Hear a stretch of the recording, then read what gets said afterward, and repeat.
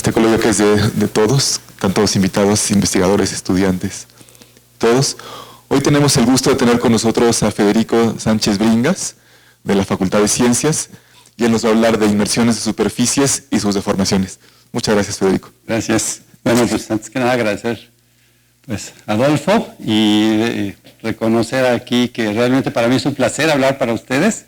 Algunos que me conocen pues lo saben, pero algunos no, y parte de mi formación o mi deformación, lo más importante, pues principalmente lo hice aquí en el IMAT, entonces mi corazón siempre estará aquí con ustedes y trataré de disfrutar eso.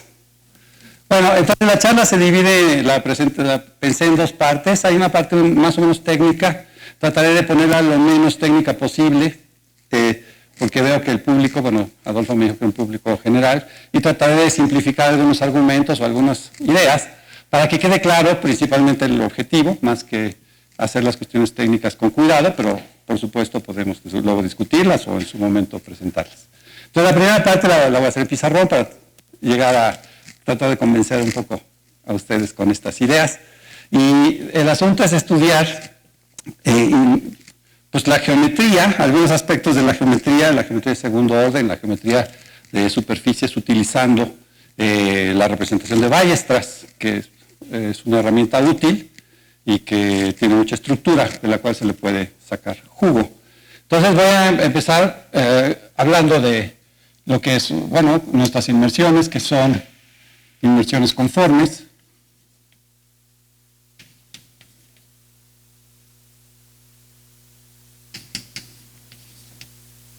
Que simplemente la podemos pensar como una aplicación de una superficie en Rn. Aquí voy a considerar realmente el caso n igual a 3 o 4, pero muchas de estas ideas van más lejos.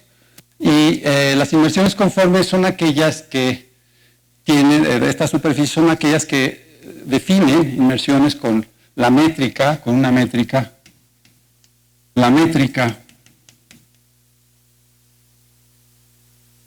de la inmersión viene dada por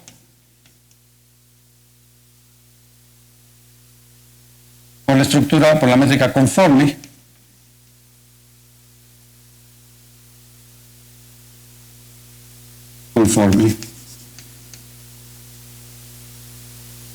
que puede pensarse cuando se usa la variable compleja de z, lambda cuadrada de z conjugada. Entonces localmente la superficie tiene su parámetro conforme y digamos la carta coordenada, v, y podemos usar variable compleja, ahorita voy a decir cómo lo hacemos, y con esa estructura lo que tenemos es que tenemos esta métrica, que es una inmersión isotérmica, quiere decir eso, que pues, los coeficientes de la primera forma fundamental son del tipo T igual a G, F igual a 0, y son lo que definen la métrica. Es una forma muy regular que cuando escribimos en coordenadas reales, V, pues simplemente es esta la condición que aparece, con la E y la G aparecen. O de otra forma, esto es, lo podemos poner que el producto del plano tangente, digamos,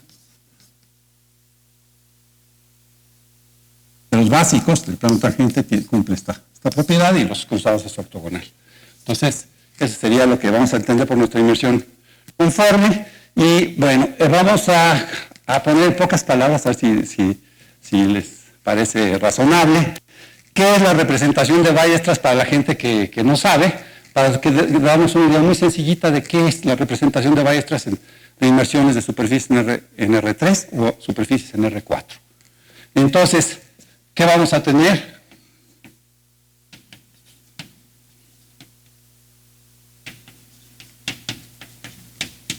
NPER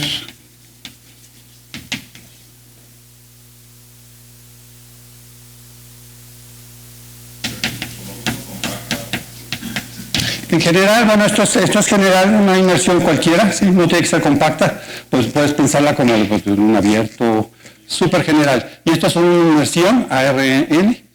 Y tienes una métrica que es la que heredas del medio ambiente en principio, ¿sí? La jalas, y el asunto es que tú puedes usar aquí bueno, estas coordenadas y siempre puedes considerar coordenadas isotérmicas, es un resultado conocido, es decir, toda superficie localmente tiene coordenadas isotermas y por tanto lo puedes asociar a una estructura de este tipo. Y cuando complexificas, simplemente esta cara tiene. Si quieren, podemos pensar coordenadas isotérmicas. ¿Perdón? Estos son, E es el coeficiente de la primera forma fundamental. Bueno, este es G. Y F es el producto de en DU de en DB igual a 0. O sea, lo que tú tienes con la inmersión, si tienes parámetros U y B, pues lo que tienes aquí, estos serían de en DU, de en DB, y lo que es la metes para allá, y bueno, jalas la métrica que proviene, si quieres, una idea sería pensar esto aquí, Rn, y entonces tú heredas del medio ambiente en cada punto una métrica que puedes jalar a la carta coordenada. Y entonces la reconoces como con los coeficientes, los valores en los básicos de la métrica. Los valores son en DU es este, en DB es este y los cruzados. En particular, esto te está indicando que la métrica, que los básicos son ortogonales, los que puedes jalar. Siempre puedes encontrar una carta coordenada cuando jalas la forma esa que te lleva a esta manera.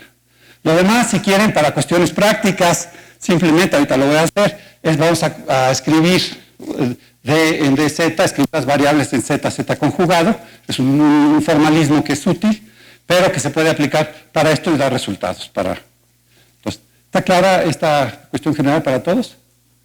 Bueno, muy bien. Entonces voy a decir así súper sencillo que eso es la representación de Weierstrass de una superficie en R3 y en R4. Entonces vamos a considerar para el caso n igual a 3, que todos conocemos muy bien de los cursos básicos de geometría diferencial, lo que tenemos es una pareja de funciones, así de sencillo, esta, que van ¿de dónde a dónde? De la superficie a C2. ¿Cómo la construyo? Esta es la función de norma.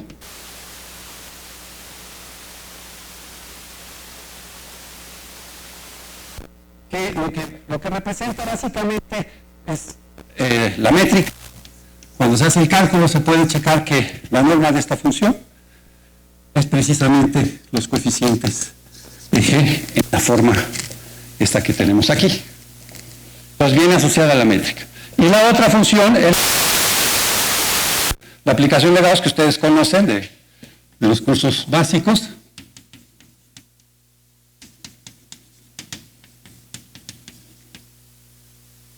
Que se construye y se puede expresar con valores en los complejos. ¿Cómo? Tomamos la superficie y definimos la aplicación de Gauss. Déjenme ponerle por el momento n. En este caso, fíjense, toma valores en la grassmanniana, en este caso de R3, cuando n es igual a 3, de dos planos en R3. Todos sabemos que esa grassmanniana no es más que la esfera S2.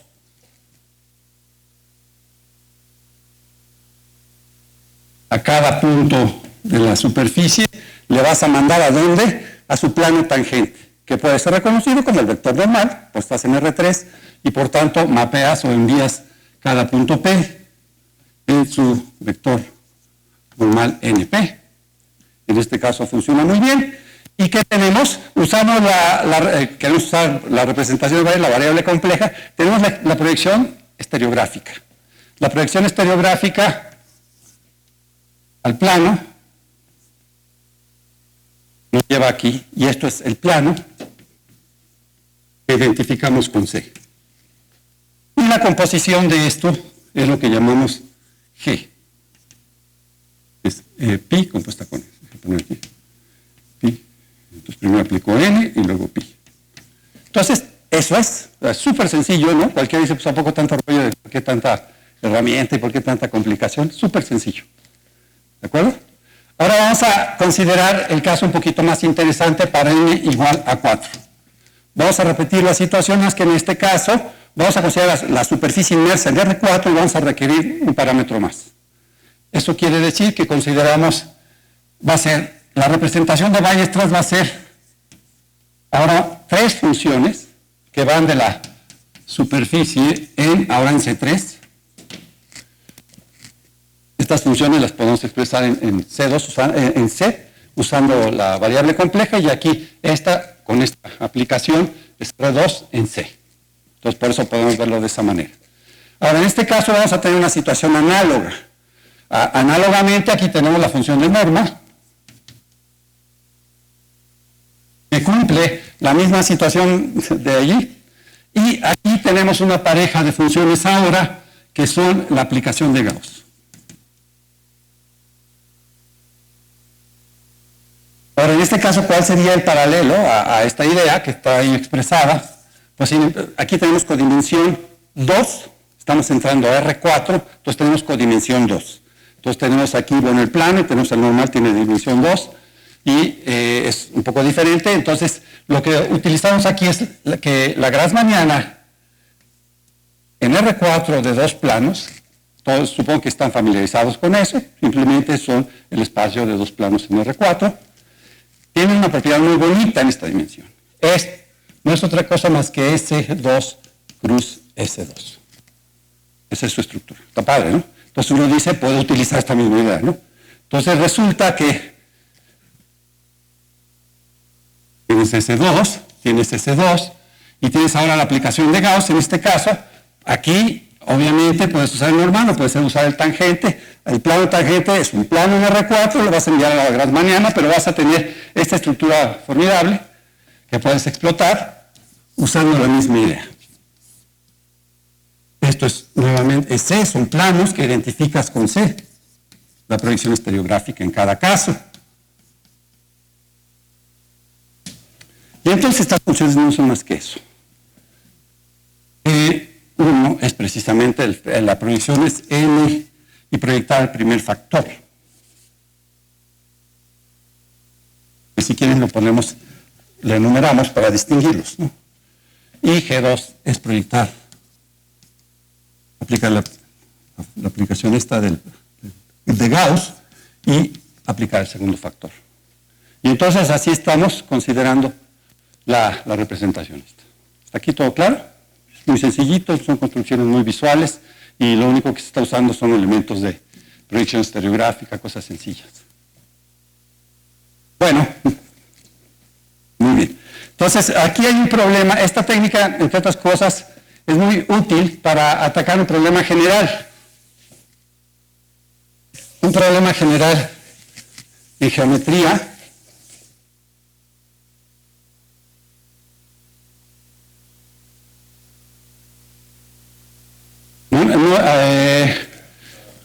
En general, para cualquier superficie no. En general, para cualquier superficie no. Tú lo que tú tienes es que, es cuando las superficies son mínimas, por ejemplo, resulta que esas aplicaciones son conformes. Pero si tú quieres estudiar el caso general, no, simplemente, y de hecho no lo puse, pero lo pongo aquí. Estas son funciones de clase C infinito con valores complejos, no son funciones holomorfas, no estoy hablando de funciones holomorfas, son funciones C infinito con valores en los complejos. O sea, súper general, estamos hablando de casi cualquier superficie. Así.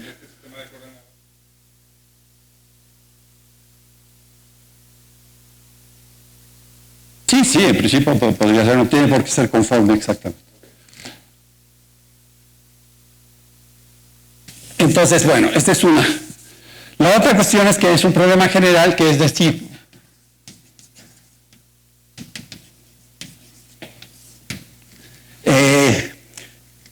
cualquiera lo entiende fácilmente. A ver, tenemos como dos descomposiciones, ¿no? La parte de la función de norma y la parte de la función de la aplicación de Gauss. Entonces uno se pregunta, ¿qué propiedades geométricas tiene la superficie o la inmersión que solo dependen de la aplicación de Gauss? Es un poco como un problema clásico que se estudia en los cursos básicos, ¿no? Dices, ¿qué propiedades solo dependen de la métrica, ¿no? Intrínsecas, la curvatura gaussiana, por ejemplo, en superficies en R3. ¿Qué propiedades dependen de la geometría extrínseca? Pues la curvatura normal y la curvatura media y todo eso. Lo mismo, pero no exactamente como vamos a ver en este caso. Entonces, problema, determinar propiedades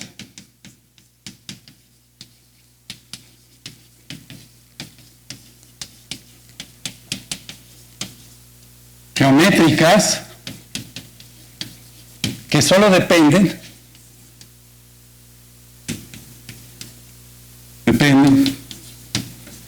aplicación de Gauss.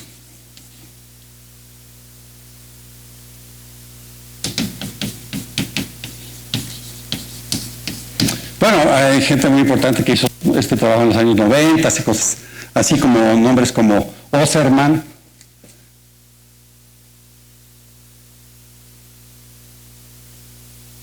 Hoffman, Weber, etcétera, en los años 90. Y más recientemente, también quien ha trabajado mucho en eso es Vergasta, grupo de los brasileños, el equipo de Do Carmo, ¿no? Y Do Carmo también hicieron alguna cosa, y bueno, alguien más me está escapando su nombre, que hicieron este tipo de problemas, lo estudiaron en un contexto más reciente, y bueno, voy a hablar de un problema muy bonito, que pienso yo es muy interesante, pero y que tiene que ver con esto. Entonces la idea es determinar propiedades geométricas que solo dependen de la aplicación de Gauss, y naturalmente este es el lenguaje que hay que utilizar por la descomposición que se tiene. Muy bien, entonces, a ver, voy a bajar este. Voy a citar una clasificación.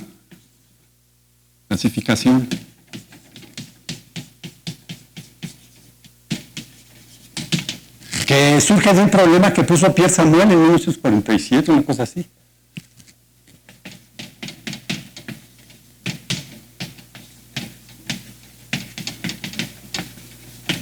Si no me equivoco, y que el problema es el siguiente. Vamos a considerar, fíjense, supónganse que tiene una aplicación G que va de una superficie, bueno, aquí en la Grassmanniana,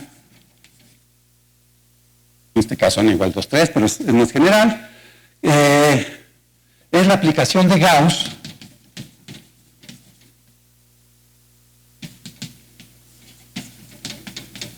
de una inmersión X de una superficie. ¿Ok? La pregunta es la siguiente: ¿bajo qué condiciones hay otra inmersión que tiene la misma aplicación de Gauss?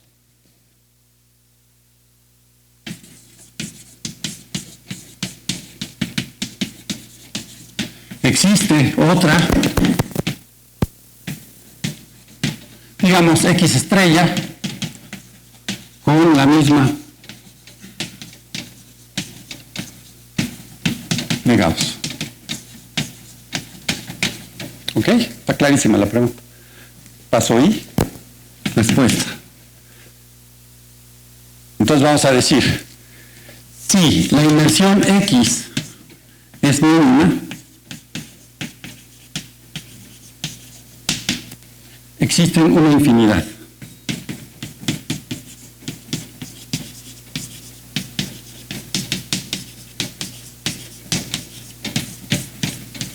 Totalmente distintas. ¿Ok? ¿Por qué estoy entendiendo por superficie mínima? Seguramente muchos lo saben, simplemente que minimiza el área. Esa es una forma de verlo. O bien, si más geometrías pueden considerar que el vector de curvatura media se anula. Aunque ahí hay una pequeña cosita que no es exactamente, pero que nos permite distinguirlas también. Entonces, si la superficie es mínima, hay una infinidad de soluciones completamente distintas.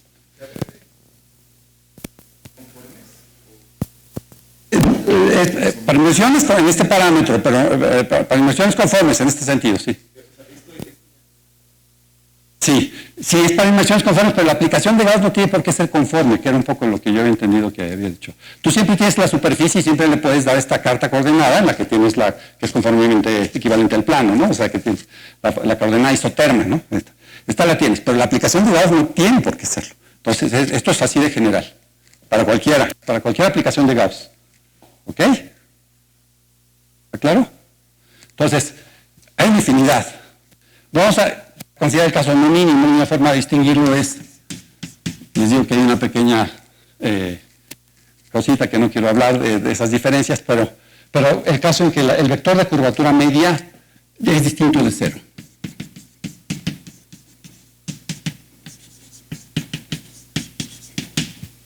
No se anula, o sea, estamos dejando fuera las mínimas. Si es mínima, tiene que pasar esto. Entonces, en este caso tenemos lo siguiente. Este es muy bonito cuando el teorema lo probó Osserman, ¿sí? Y entonces decía que la rigidez no es un teorema de rigidez. Entonces, si existe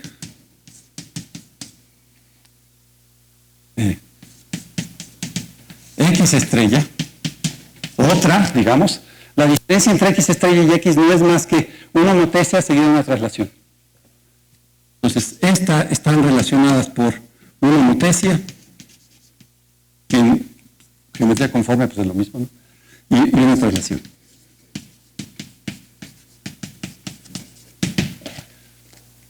¿Ok? Entonces, hasta ahí perfecto. Y luego, este es un caso muy interesante. Si consideramos la aplicación de Gauss con otra orientación, la misma pero orientada de otra manera, voy a poner un momento cómo se orienta o cómo podemos verlo.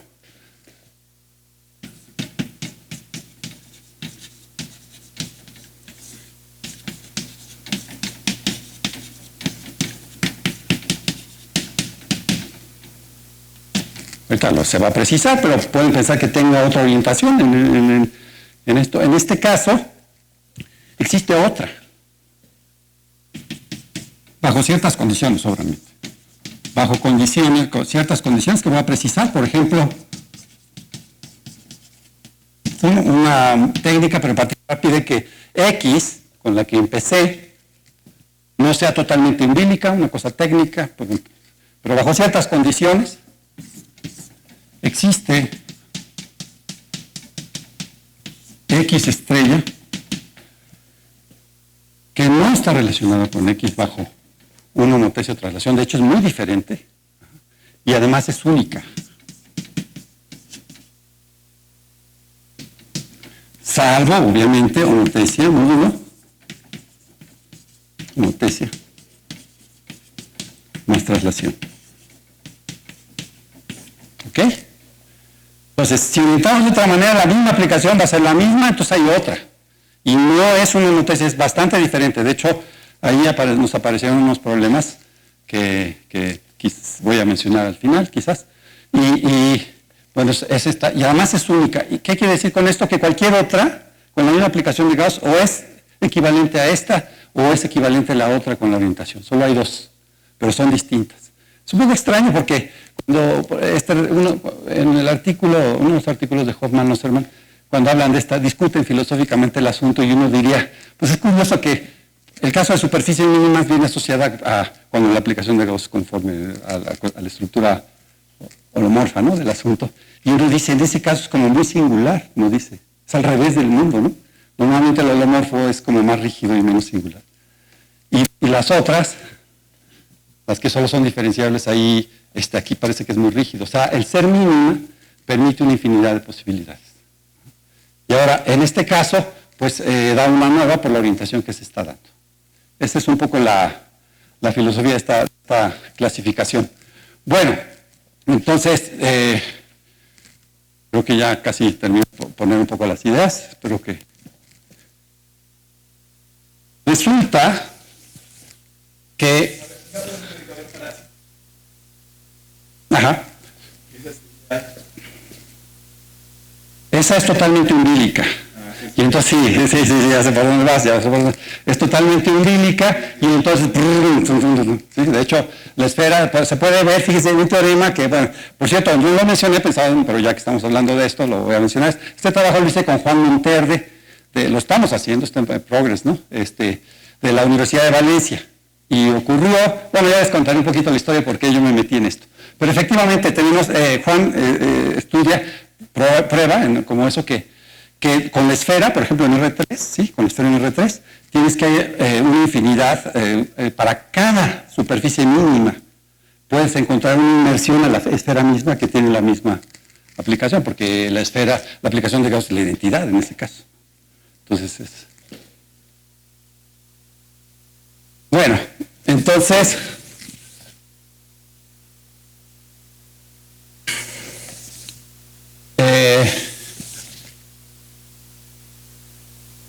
Muy bien, hay un detalle con estas inmersiones, cuando las trabaja de esta manera, las inmersiones conformes,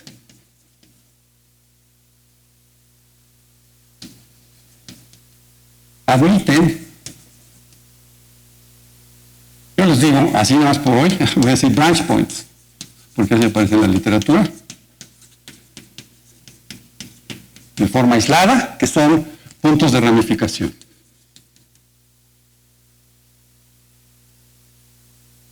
Cuando uno dice eso es porque voy a presentar unas ecuaciones que se tienen que satisfacer en términos de la representación de Gauss, y entonces tú puedes buscar soluciones, y esas soluciones admiten eso. Es una discusión interesante, ¿no?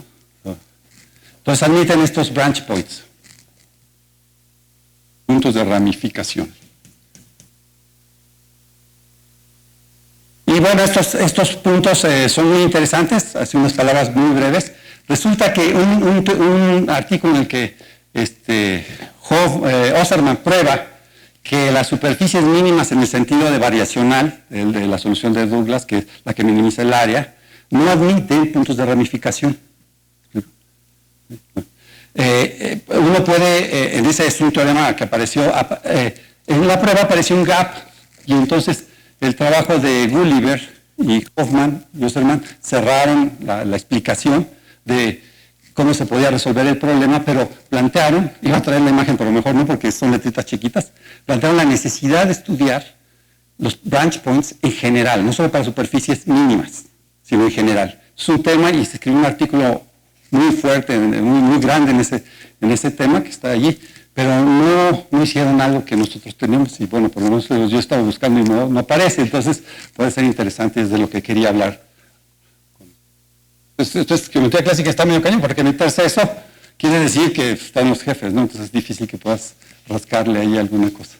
Pero entonces los branch points son puntos de ramificación. ¿Cómo los reconocemos? Los reconocemos como puntos donde X no es regular, porque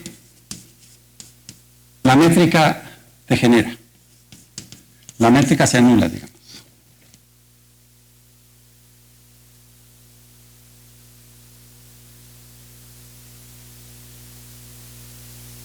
Eso quiere decir en este contexto que en la representación de Ballestres tenemos ceros de F. Esos son los branch points. Estos ocurren en ese trabajo, ellos prueban que se ocurren de manera aislada en estas condiciones generales, y esos son los puntos que se logran. Entonces, nosotros, ya asociado a todo este problema, nosotros estudiamos como parte del trabajo con Juan Montero.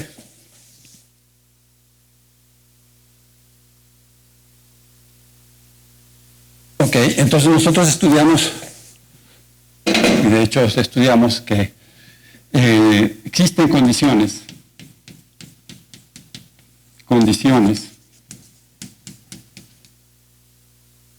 genéricas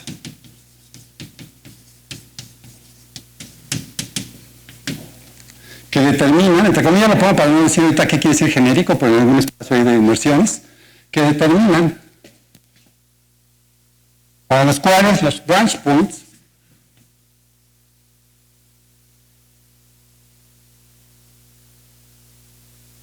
los puntos de ramificación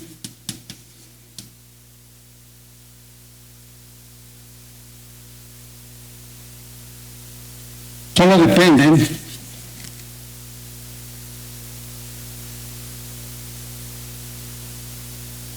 de la aplicación de Gauss. Voy a ponerlo así, la aplicación de Gauss. Entonces los ceros, cuando digo que los puntos solo dependen, me estoy refiriendo a existencia y localización. O sea, que existen y dónde están. ¿Okay? Y esto quiere decir que en la representación de Ballestres, F se va a anular solamente dependiendo de G. ¿Ok? O sea, entonces es distinto a lo que normalmente se ve intrínseca y extrínseca. Solo dependen de G. Cuando digo solo dependen, estoy pensando en dos cosas. Existencia y localización, ¿dónde se encuentra? Bueno, ese es un resultado que sacamos y pues quiero platicarlo un poco y bueno, esa es una de las cuestiones que nos interesan. Por cierto, nuestras condiciones no abarcan a todos, o sea, es decir, hay casos en los que sí dependen y si no lo puedes reconocer la existencia de los puntos de ramificación solamente por la G. Y ese es un ejemplo con el que puedo contar brevemente, no voy a escribir, nada más lo cuento, que fue lo que me conectó con el problema con Monterde. ¿Por qué? Por lo siguiente, fíjense, a ver si lo puedo decir. Había una pregunta que decía lo siguiente: todas estas superficies admiten ciertas foliaciones que son líneas asintóticas. No se preocupen, simplemente son foliaciones que viven en ellas, que dependen de la geometría de la superficie, de la geometría, y que pueden emitir puntos singulares de las foliaciones. ¿Okay?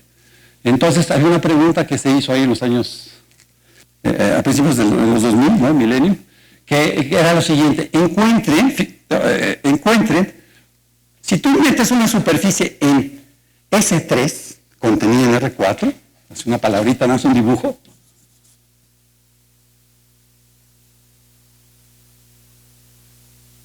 esta superficie está foliada por líneas asintóticas, ¿ok? Y tiene puntos singulares muy fácilmente por un argumento de conformidad con las líneas de curvatura en R3, pero eso no importa, existe. O sea, hay una pregunta: ¿existe una superficie en R4 con solo una singularidad de líneas asintóticas y cuyas líneas de curvatura son ortogonales? Es una pregunta, ¿no? Entonces Monterde se puso a trabajarla y se topó con las ecuaciones y se topó con la realización y construcción de esta superficie. ¿Cómo lo hizo? Es preciosa la idea. Tomas una superficie mínima en R3, le aplicas la inversa a la proyección estereográfica y entras a S3, la inversa a la proyección. Y luego, él, sin saber en ese momento que eran las que deformaciones, construye un método y la saca de allí con la misma aplicación de Gauss. Y resulta que tenían las mismas líneas de curvatura. Las líneas asintóticas, perdón. Cuando hace eso, aparece el ejemplo, y bueno, yo observé que resultaba que el punto singular no era regular. Está cañón. Porque, fíjense, es una superficie mínima regular. La mete uno con la proyección estereográfica S3, que queda, pues es una regular. Y luego vas a su G de formación, y lo que se pensaba era que iba a ser regular. Pero no. El punto de inflexión, el punto singular, ahí es donde pierde regularidad la superficie. Entonces yo hice la observación, se lo muestro, entonces ya nos pusimos a discutir y quedamos de que valía la pena estudiar a fondo las singularidades entonces de ahí sale este trabajo. Entonces, al final, si da tiempo, puedo mostrar el ejemplo de Weird Examples, ¿no? Donde se muestran. Bueno, entonces, dado el tiempo, me gustaría, creo que estos son los puntos que quería presentar así. Voy a hablar un poquito de algunas cosas, un poquito técnicas. Trataré de poner nada más la versión más sencilla para que se siga la idea. Si se puede, que me bajáramos esto. Prendiera esto. Entonces,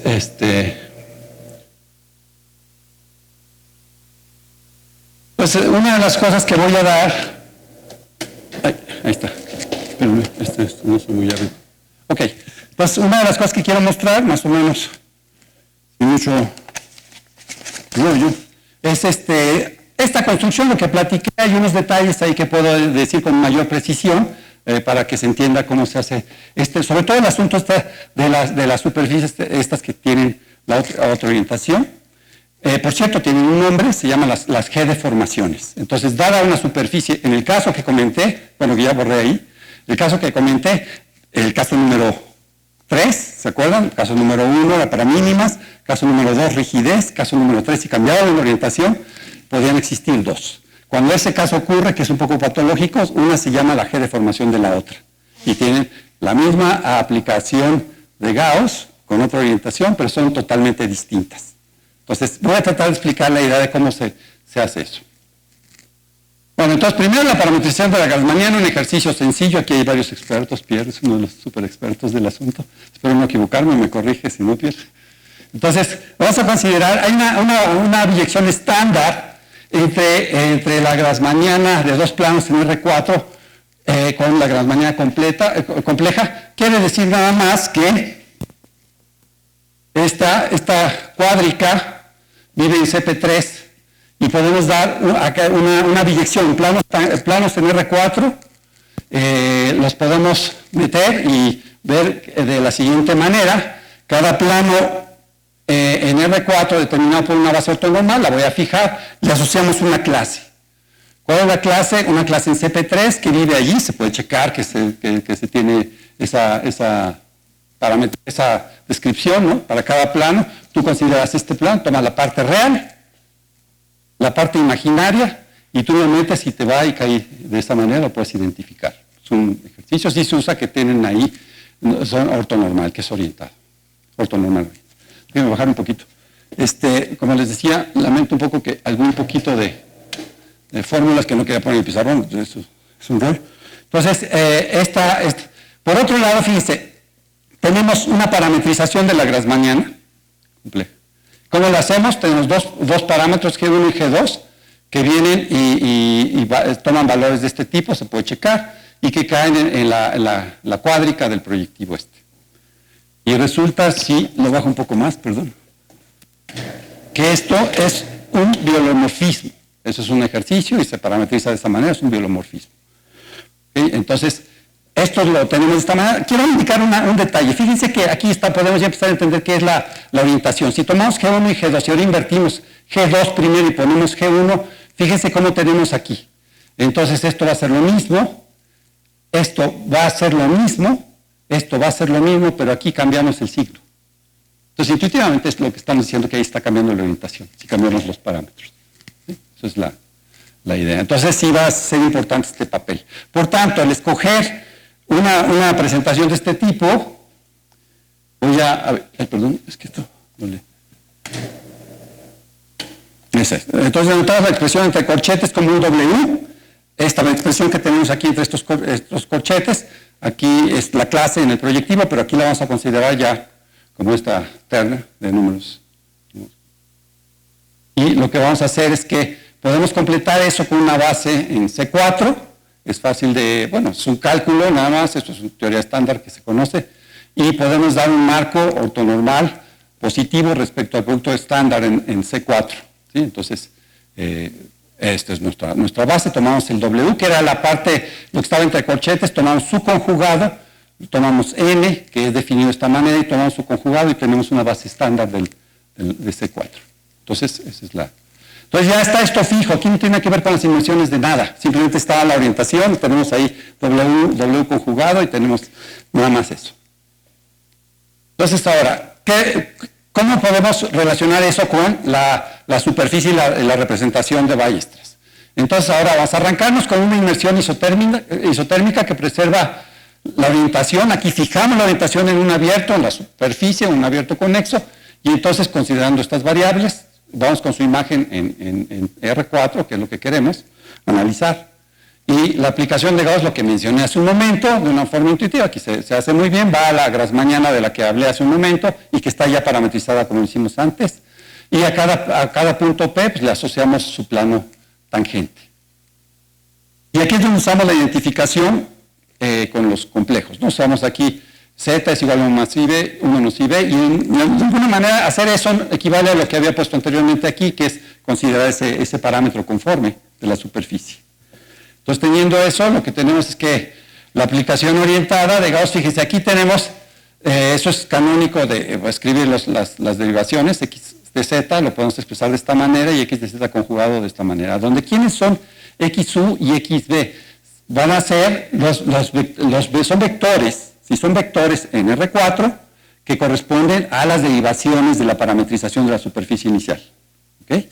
Entonces, por eso estamos tomando esta forma, ¿no? Entonces, este XU y XB son vectores en R4, por tanto, este XZ lo podemos ver como vectores en C4, porque tienes 4 entradas y estás multiplicando por I. ¿Está claro?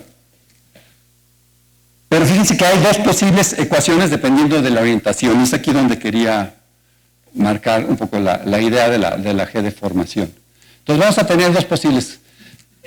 Lo que hay que hacer es considerar este XZ, que es el que viene de nuestra parametrización, el que puse hace un momento, y lo vamos a comparar con la orientación que ya habíamos dado de la grassmanniana y que no tiene que ver nada con nuestra inmersión. Ya habíamos hablado de omega y omega conjugado. Y entonces yo puedo encontrar ahí una rotación que es una función f que lleva a W y XZ conjugado a W conjugado. Aquí se usa que tenemos el parámetro ortonormal, que la coordenada es isoterma, para que pueda tener este formato.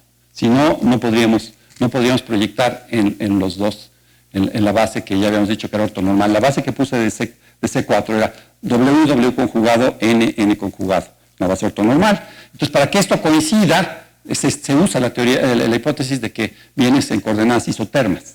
Entonces, tenemos estas dos posibilidades. Aquí tenemos, estas son las funciones f y h de la representación, que son las funciones de norma, y esta es la representación, está dada de esta manera por las tres funciones, f, g1 y g2. ¿Quién es g1 y g2? Los parámetros que dibujé hace rato allí. Simplemente la aplicación de Gauss y proyectar con la proyección estereográfica, que aparecen luego en términos de la parametrización que puse hace un rato de la grassmanniana, ¿no? con el parámetro W.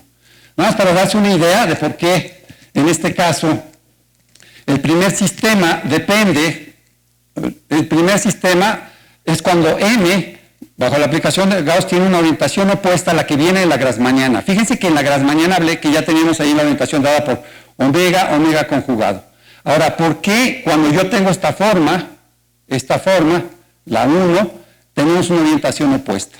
Clásicamente, tenemos que el vector X, a ver dónde puse aquí mi borrador, bueno, aquí más bien lo bajo, ¿no? Entonces, clásicamente tenemos que el vector X, Z, que es el que puse aquí, es precisamente un medio de XU más IXB, ¿no? Entonces, perdón, el clásico es este, menos IXB. Y XZ conjugado es un medio, esto va así, un medio de XU más IXB. Entonces, si tenemos la orientación de la superficie, normalmente el 1 tiene aquí, estamos identificando XU, bueno, DU, aquí tenemos DB, ¿no?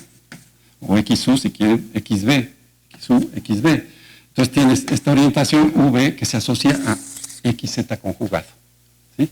Y este es XZ conjugado en este modelo, es el que viene asociado, en el primer caso, a a omega conjugado, que si ustedes ven es la orientación opuesta, porque la orientación era omega conjugado. Y aquí estamos tomando al XZ conjugado o al XZ, asociándolo con el omega conjugado. ¿Se ve la relación? Entonces, esa es un poco la cuestión. Aquí tú tienes, el XZ conjugado esencialmente es el que tiene la orientación que da XU, XB en ese orden, ¿sí? Y es en este caso, por ejemplo, el que viene asociado a la orientación dada por omegas conjugado, tomar primero, ¿sí? Entonces, por eso tiene orientación opuesta. Es un argumento, por supuesto se puede formalizar completamente, pero es un argumento que ayuda a ver las cosas. Muy bien, entonces tenemos dos orientaciones posibles. Entonces, la orientación positiva y todo lo que se puede hacer aquí, los resultados van a aparecer siempre dos posibilidades, con una orientación o con la otra. Entonces, la representación, digamos, pues como lo puse hace un momento, nada más aquí para confirmarlo, ¿no? Es la parte de G1 y G2, que es lo que dibujé al inicio. Y fíjense que cuando tenemos dos aplicaciones que no son mínimas ni totalmente umbilicas, son hipótesis necesarias para la unicidad de la G de formación. Entonces, una es la G de formación de la otra. ¿Por qué? Porque se puede probar directamente con un argumento cuidadoso esto que estaba diciendo, que tienen, al considerar las dos posibilidades, lo que tenemos, el juego de dos ecuaciones, tenemos que no coinciden en su orientación, que son orientaciones opuestas. Entonces, de esa manera se puede checar que son las hipótesis que cumplen de la clasificación del problema planteado por Pierre Samuel, ¿no? Que puse hace un rato. Entonces, si la inmersión es regular, la función de norma no se anula, que la función de norma es la que puse allá en el F, ¿no? El F no se anula, y cuando se anula es donde hay este tipo de degeneración, que son los branch points de la inmersión. Entonces tenemos esta caracterización del asunto. Bueno, me voy a poner un poquito. Entonces aquí déjenme ir a las ecuaciones de compatibilidad.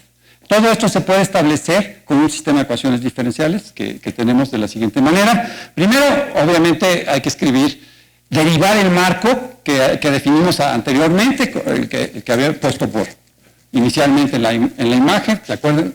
Era entonces W conjugado, N conjugado, el marco este. Entonces, al derivar, bueno, lo uno que tiene que ver cuáles son sus componentes y cómo se comporta. Y bueno, hay unas expresiones, como les decía, medio cañonas, hay que calcular muchas cosas y meter. Y hay unos parámetros que son las proyecciones, básicamente, de las derivadas del marco, ¿ok? Las proyecciones de las derivadas del marco en el marco definido, ¿no? En el marco mismo. Entonces tenemos eso, y podemos, usando unos cálculos, unas expresiones complicadas, podemos formular un sistema muy bonito que dice lo siguiente. Si tomamos una de las inversiones, aquella que mantiene que tiene la orientación opuesta de la Grassmanniana, aquí sí le voy a pedir que D sea simplemente conexo, ¿sí? Ahí le voy a pedir que D sea simplemente conexo. Y vamos a explicar un poco el problema. D es simplemente conexo, porque necesito integrar. Y voy a considerar aquí una generalización de esta familia, que es, esta familia son las inmersiones que le pongo aquí menos arriba, que van desde simplemente conexo D, estas son R4, y aquí voy a considerar las que tienen orientación negativa con respecto a lo que traté de explicar acerca de la orientación, pero voy a permitir quitarle un número finito de puntos, que son los posibles puntos que son branch points.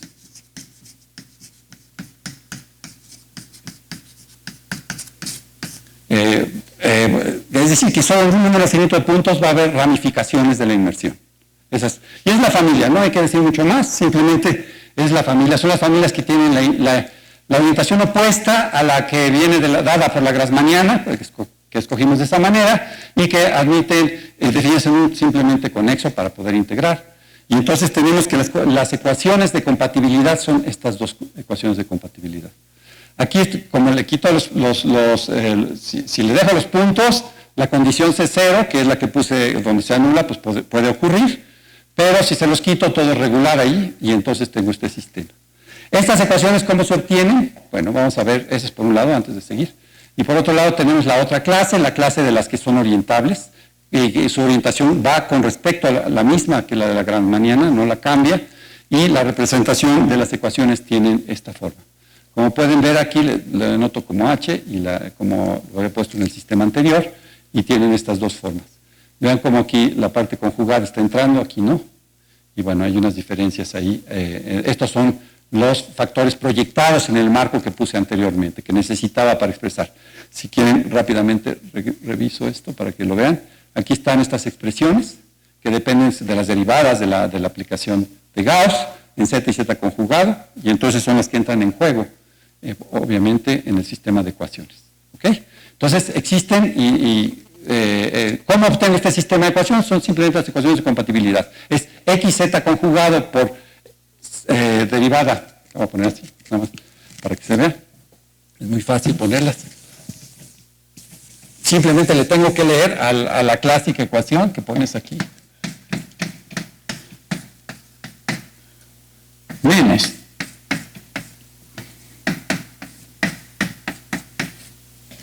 Escribir eso. Con todas las coordenadas me sale eso. Cuando trabajas y pones todo el marco donde tiene que ir, ¿no? Entonces quedan estas funciones. Entonces, toda inmersión en esta clase debe de cumplir estas propiedades y bueno, como todos saben, uno espera el recíproco, ¿no? Recíproco. Si tenemos tres funciones denotadas de esta manera, que cumplen las condiciones anteriores y la condición C0, que quiere decir que F es distinto de 0, en todo simplemente conexo menos un conjunto finito de puntos, que estoy poniendo aquí, entonces existe una inmersión conforme ramificada cuya representación está dada por ellas. Entonces, el converso, ¿no? La realización de ese tipo de la inmersión con esas condiciones sobre la F, G1 y G2. Entonces, trabajar con esto, integrar y obtienes este resultado. Pues ya tenemos ahí las relaciones de la representación de variables, que si uno la ve así, pues está cañón, pero al final pues no es más que eso que puse al asunto, ¿no? Entonces, el teorema que quería platicar hoy, para terminarlo va a ser un poco breve, ¿no? Pero es el siguiente: ¿cómo podemos realizar una aplicación de Gauss usando este sistema? Fíjense que esto otra vez es bien curioso porque G es la aplicación de Gauss. Suponemos que es diferenciable real, que es lo que tenemos. No estamos hablando con cosas holomorfas, es súper general, Aquí es diferenciable real, y consideramos un punto, y tenemos que esta es una aplicación diferenciable real, tal que solo es holomorfa en un conjunto finito de puntos. La historia que está súper interesante y que quería contarles es que aquí igual es al revés, donde puede haber problemas de ramificaciones cuando la función es holomorfa, al revés de lo que uno esperaría, ¿no? Bueno, por eso digo, Osserman se sorprendió de que ocurriera con las superficies mínimas, aquí ocurre también, ¿no? Es esta situación, entonces, pues, al revés. Entonces existe una inmersión conforme ramificada, cuyo conjunto de ramificación está contenido en este conjunto, donde es holomorfa la función. Entonces, bueno, y la E de representación, F1, F2, la podemos, debe de cumplir esto. Si esta función, esta condición, la que pusimos, es una función armónica puramente imaginaria, ¿sí? Había pensado darles una prueba de eso, pero no los quiero bombardear y como no tenemos mucho tiempo, más bien quiero que veamos la condición. Esto no es más que integrar las ecuaciones que puse anteriormente, simplemente, y establecer las relaciones entre la ecuación 1 y la ecuación 2, ¿no? Entonces, esta es una condición que nos garantiza que efectivamente podemos realizar la aplicación de Gauss como la aplicación de una superficie en R4. ¿Está claro? F aparece dentro de la...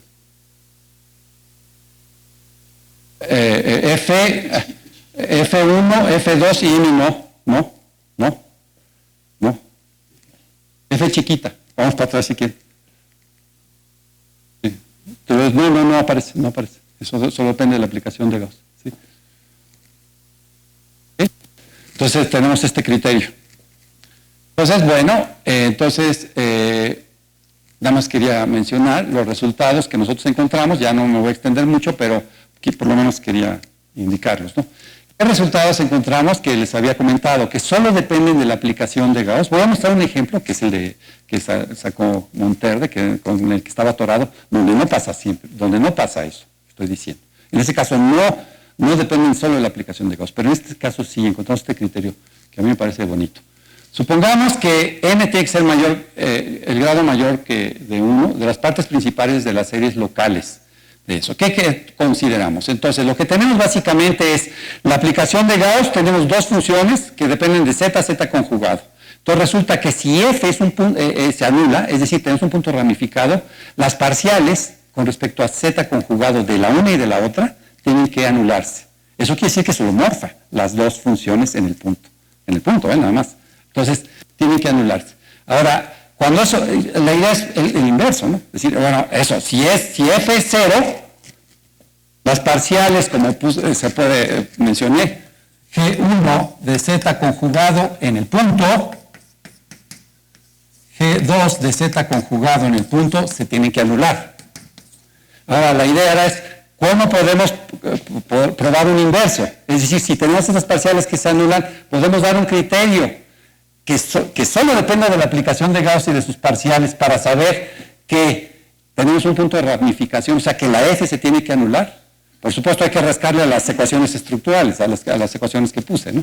Pero ese es el criterio, entonces sí existe. Lo que hay que hacer es considerar los ceros de las derivadas, ¿sí?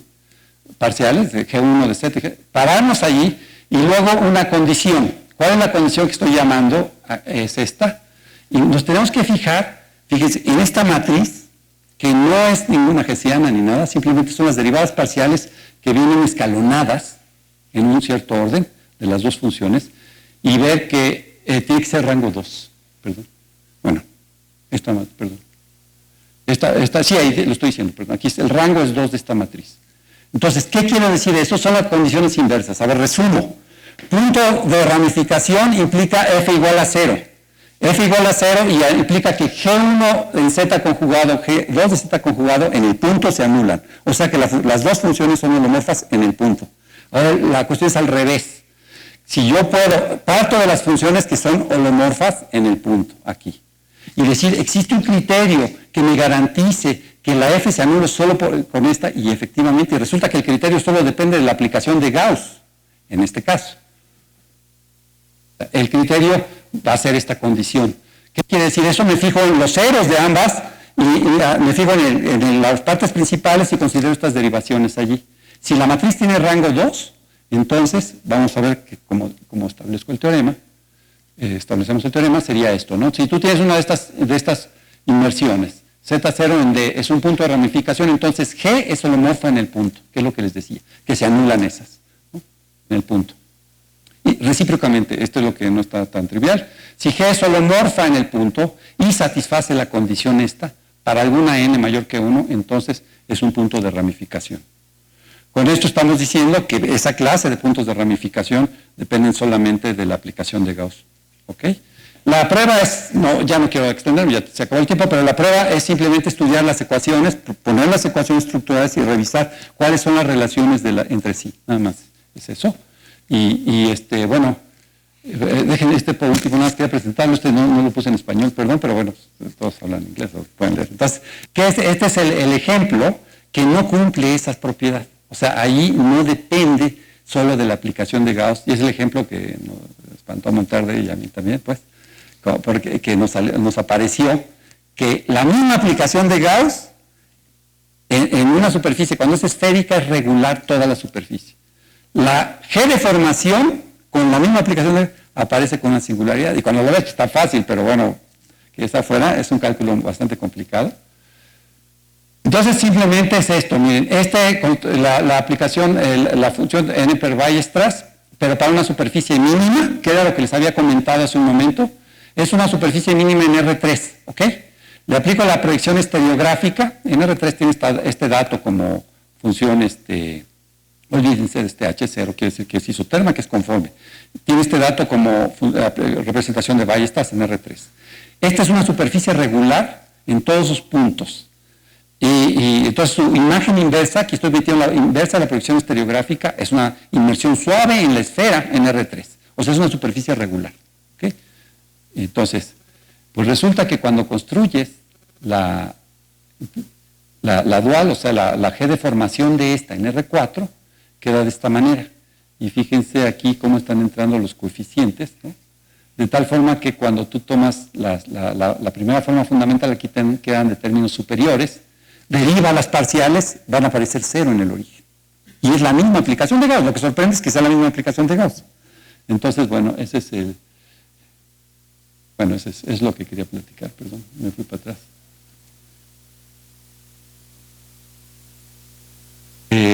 Sí, de Weierstrass. Sí. Sí, porque es esto, mira. Dos entradas polinomiales.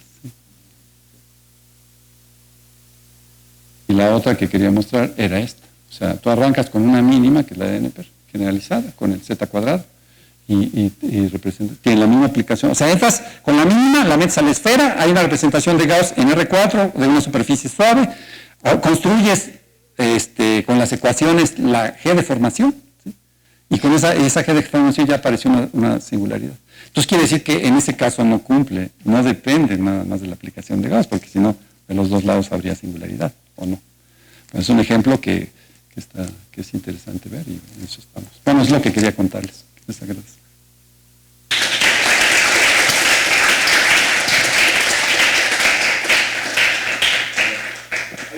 ¿Hay preguntas? Ah, sí, es lo que perdí. Es lo que perdí por algún lado, pero sí, se nos ha antojado. De hecho, si quieres, a lo mejor hasta rápidamente se puede ver el libro. No hay mucho que hacer. Creo que no se va a poder.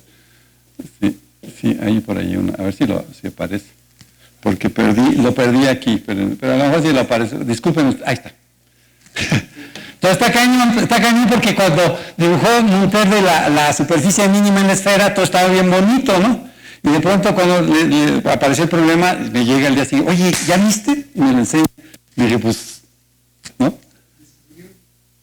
Sí, pareció un hoyo, ¿no? Y, pues no tenía nada de chiste, simplemente que se hizo un agujero, pero pues la verdad es que no era tan esperable que la misma aplicación de Gauss pudiera tener esas dos cosas. Entonces de ahí ya nos pusimos. De hecho, en otro trabajo, que ya no iba a hablar, encontramos la razón, por supuesto. O sea, ¿por qué pueden aparecer polos? Bueno, yo hablo así como de polos, ¿no? ¿Por qué se hacen ceros? Más bien, ¿por qué se hacen ceros? Hay una razón, hay un factor ahí que conecta las dos. Pero bueno, es otra historia, ¿no?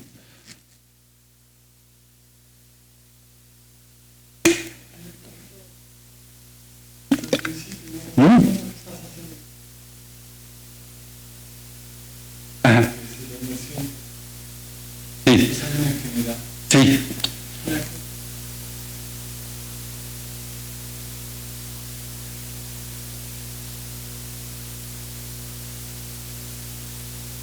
Ajá.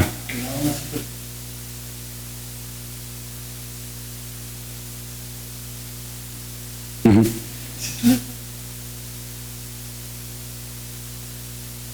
Claro.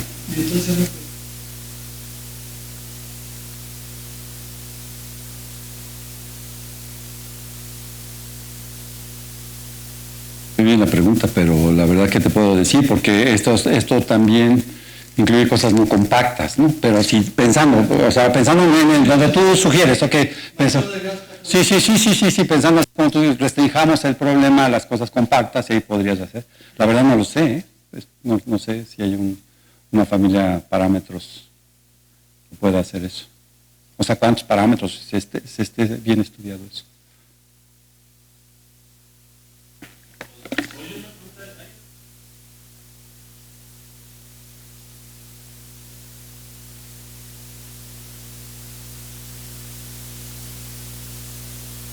Bueno, sí, o sea, sí hay, lo que sí hay, por supuesto, ¿no? Aquí hay, o sea, hay una pregunta natural, por ejemplo, ¿cuál es el teorema, poniéndolo más sencillo, cuál es el teorema de Gauss-Bonnet con puntos de ramificación?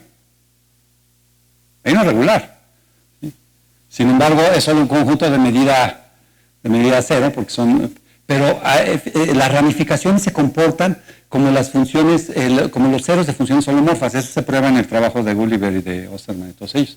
O sea, las ramificaciones son como ceros de Zn siempre. Pero entonces tienes como cubiertas múltiples. Entonces hay resultados en esa dirección. En términos del tipo de singularidad, hay es un múltiplo del área. Bueno, hay un factor que está incorporando los índices de la singularidad al teorema de Gauss-Bonnet, ¿no? Y sí, hay teoremas muy generales sobre eso, ¿no? Sí, Weimar tiene uno y bueno, también Osterman tiene uno. Hay varias versiones de eso, ¿no? Todavía está abierto el problema. Entiendo que puedes tener un número finito de puntos de ramificación y cuál es la relación en el... Se están haciendo cosas todavía sobre el tema. Pero sí, claro.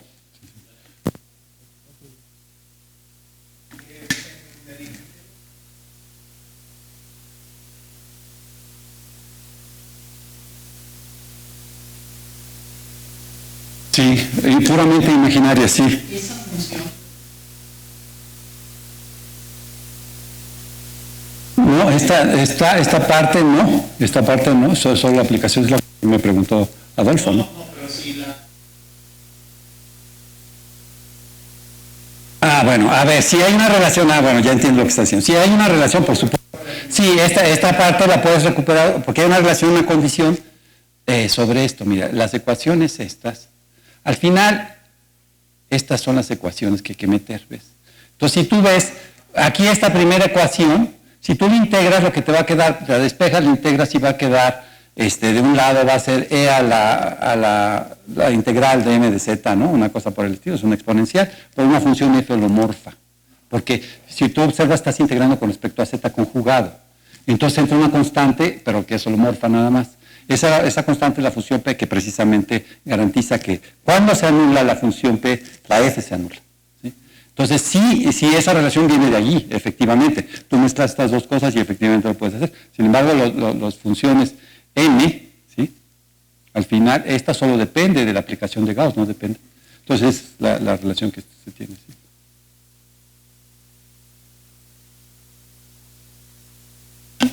Después los invitamos aquí a para todos. regresan ustedes.